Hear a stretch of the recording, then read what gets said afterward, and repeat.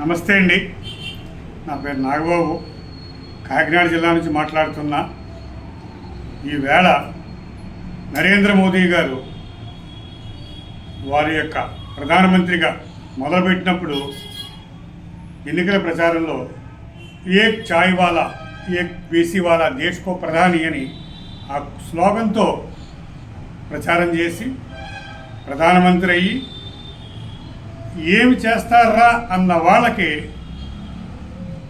ప్రతిపక్షంలో కూడా కూర్చుంటానికి కూడా ప్రతిపక్ష నాయకుడికి కూర్చోలేని పరిస్థితి తీసుకొచ్చి దేశాన్ని దిశా నిర్దేశంలో మీరు చూపే చొరవ, ఇతర దేశాలు మన బోర్డర్ టచ్ చేయాలంటే భయపడే స్థాయి, ఇతర దేశాలు పెద్ద మనిషిగా మిమ్మల్ని గౌరవించుకునే స్థాయి, భారతదేశంలో ఉన్న రాష్ట్రాల్లో ముఖ్యంగా వెస్ట్ బెంగాల్ లాంటి రాష్ట్రాల్లో, బీహార్ లాంటి రాష్ట్రాలలో కొన్ని రాష్ట్రాల్లో వాళ్ళు చేసే అరాచకాలని మీరు చూపించిన చొరవ, మీ యొక్క విజను, మీ కింద నాయకత్వం ఈవేళ వెస్ట్ బెంగాల్లో మీ యొక్క రిజల్ట్స్ చూస్తే ప్రతి భారతీయుడు, ప్రతి హిందువు అక్కడ నష్టపోయిన బిడ్డలు ఏ విధంగా అయితే ఒక డాక్టర్ కానీ ఒక ఎల్ఐసి ఏజెంట్లు కానీ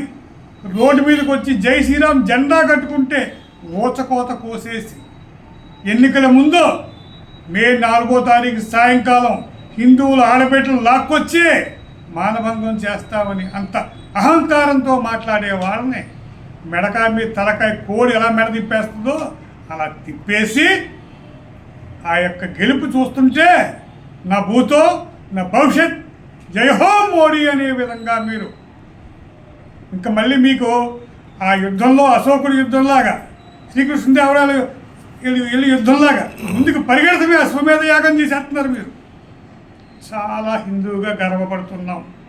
చాలా గర్వంలో మళ్ళీ మాకు నిన్న రిజల్ట్ చూస్తుంటే బ్లడ్ అలా పొంగిపోయింది. మీకు ఇలాంటి నాయకుడు కావాలి. ఇలాంటి దేశాన్ని రక్షించాలి, దేశం బాగుండాలి అంటే తన పర లేకుండా ప్రతి రాష్ట్రం మీద మీ యొక్క వేగుల ద్వారా పూర్తి సమాచారంతో మీరు వేసే అడుగులు చూస్తుంటే నా భూతో నా భవిష్యత్. అయితే ఒక చిన్న మనవి, నేను కాపు నాయకుడిని, నా ఆవేదన కూడా సూచనగా తీసుకోమని మీకు విన్నవించుకుంటున్నా. ఉమ్మడి ఆంధ్రప్రదేశ్లో అప్పుడు బీజేపీ సరిగ్గా ఎదగనివ్వకుండా తయారు చేశారు.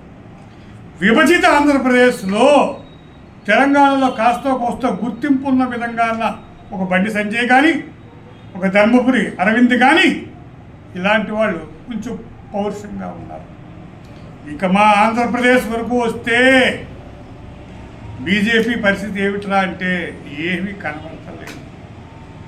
ఉదాహరణ ఏమిటంటే, పూర్వం ఆరోగ్యం బాగోకపోతే మీ దగ్గరికి వస్తే ఆరోగ్యం బాగోలేదా అని చూసి నాడి పట్టుకుని నువ్వు వంకాయ కూర తినవయ్యా, ఆ యొక్క సమస్య పోద్ది అన్నారు. మోదీ గారు చెప్పారు, ఆ వంకాయ కూర తినేస్తే మనకు వెంటనే పోద్ది మన బాధ అనుకుని వంకాయ కూర ఫుల్లుగా తినేసాం. ఆ వంకాయ కూర తింటే పోవటం మన దేవుడెరుగు, అది లోపల రివర్స్ అయిపోయి పొలోమంటే దురద మొదలైపోయింది. 3 రోజులకి తగ్గట్లేదు, 4 రోజులు తగ్గట్లేదు, 5 రోజులు తగ్గేకి బాధ భరించలేక ఈ గోకోలాగా లోపల శర్మం అంతా రక్తం కనిపించే పరిస్థితులు మళ్ళీ మీ దగ్గరికి వచ్చి, అయ్యా డాక్టర్ మోదీ గారు మా పరిస్థితి ఏంటంటే మీరు వంకాయ తినమంటే గోకలేకపోతున్న రక్తం వచ్చేస్తుంది సార్ అంటే, ఎప్పుడో రాజుల కాలం నాటి మందు సొంటికాయ రాసుకో, ఆ సొంటి రాసుకుంటే నీకు ఏమీ ఉండదు అన్నారు. గబగబా ఇంట్లో మా ఆవిడ నూరేసి ఆ గంధం రాస్తే ఈ యొక్క దురదగా సొంటి రాస్తే ఇంకా బాబోయ్ కుయ్యో ఈ 3 రోజులు ఎగరటమే. అంటే మీరు ఇంత సమాచారం ఉండి, ఇంత ఆధునిక టెక్నాలజీ ఉండి, ఇంత ఆధునిక పరివర్తన చెంది మనం ఇంకా అదే వాడుతున్నారా ఏమిటి సార్ అని అనిపిస్తుందో లోపల. ఎందుకంటే మీ దగ్గర భారతదేశంలో ఏ రాష్ట్రంలో ఏం జరుగుతుందో సమస్త సమాచారం ఉన్న వ్యక్తి మీరు. ఎక్కడేదన్నా లోకంలో తోక జాడించినా మీ వేగుల ద్వారా, మీ ఇంటెలిజెన్స్ ద్వారా ఎక్కడ ఏమిటి ఎలా. అయితే మీరు మందు లేట్ అయినా మంచి మందే ఇస్తారు, కానీ అప్పటి వరకు మేము సస్టైన్ అవ్వాలి కదా. ఈ సస్టైన్ అవ్వడానికి దారి కనపడటం లేదు. మీ మీద విపరీతమైన అభిమానం, నమ్మకం మాకు ఉంది.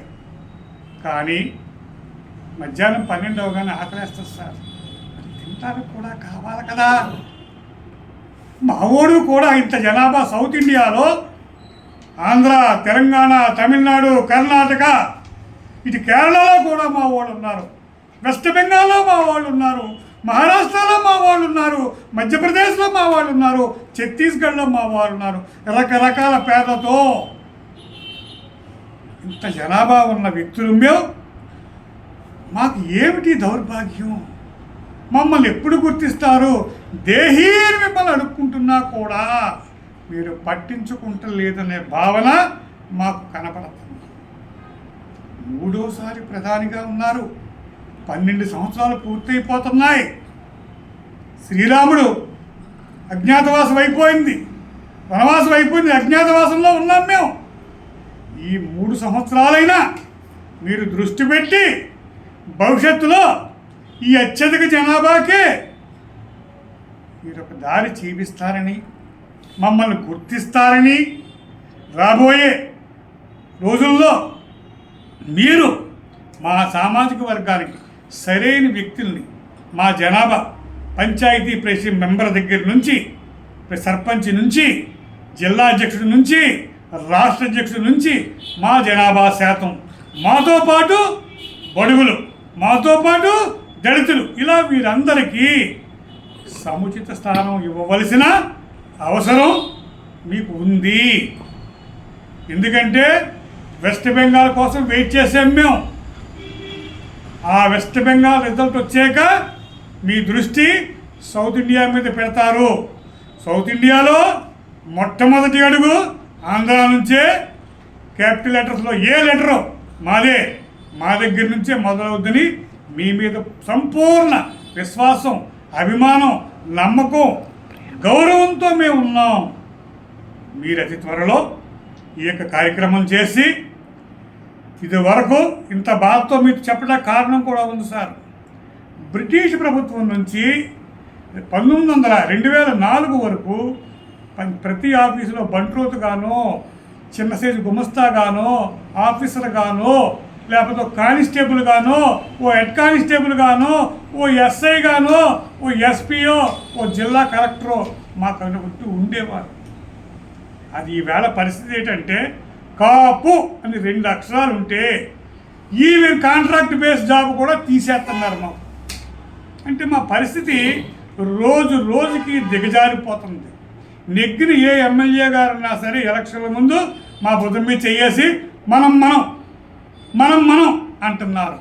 నెగ్గిన తర్వాత ఆయన ఎమ్మెల్యేగా ప్రమాణ స్వీకారం చేసాక మేము వెళితే కులం పేరెత్తొద్దు, మీరు దూరంగా ఉండండి, మన కులం అంటే పడదు, మీకు జాగ్రత్తగా అన్నీ చేస్తాం అని 5 ఏళ్ళు గడిచిపోతున్నాయి తప్ప మాకు ఏ విధమైంది. స్వాతంత్రం వచ్చిన దగ్గర నుంచి నేటి దాకా మమ్మల్ని తొక్కుడే తొక్కుడు. మీరన్నా సరే ప్రపంచ దేశాల్లో వెలిగిపోతున్నారో, ఇప్పుడన్నా మీరు పార్లమెంట్ దగ్గర నుంచి ప్రతి చోట మీకు బ్రహ్మాండమైన అన్నీ ఉన్నాయి. మీరు ఇప్పుడు మా మీద దృష్టి పెడతారని, మాకు భవిష్యత్తు ఇస్తారని, మీకోసం 1000 కళ్ళతో ఎదురు చూస్తూ శిరస్సు వంచి పాదాభివందనం మోదీ గారు. మీ యొక్క విజయమే మా ఆనందం, మాకు ఊపిరిగా మేము ఉంది. మా ఊపిరి ఆగిపోయే లోపు ఈ 3 ఏళ్లలో అయినా మొదలు పెట్టాలని మనస్ఫూర్తిగా కోరుకుంటూ మీ నాగబాబు.